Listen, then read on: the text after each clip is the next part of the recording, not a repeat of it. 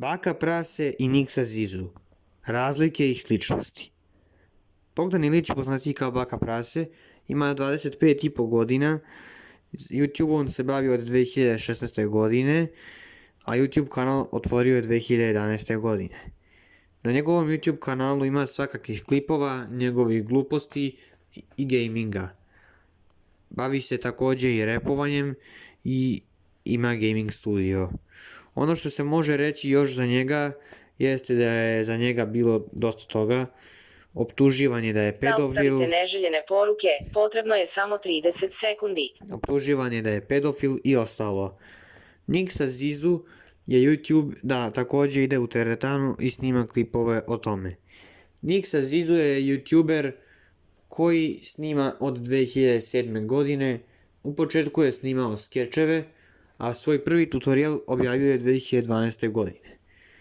Za 14 godina karijere, nakon svega ovoga i svih njegovih klipova, Niksa Zizu optužen je da je silovatelj, a često snima klipove o teretani.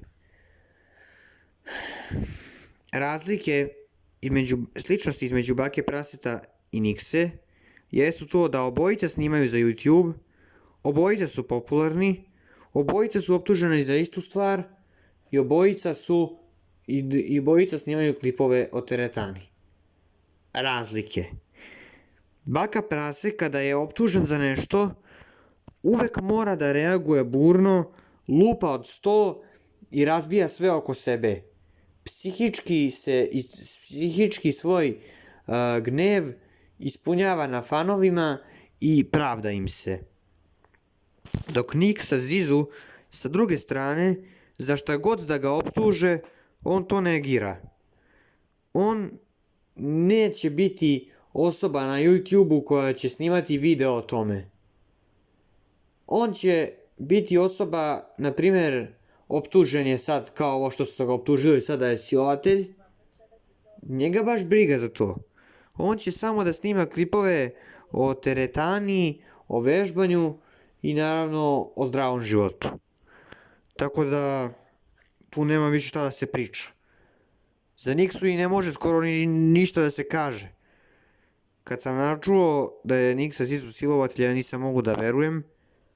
I još uvijek ne verujem u to dok ne pogledam te njegove izjave i ostalo. Ali kad to pogledam, objavit ću ono moje mišljenje. Do idućeg videa, pozdrav.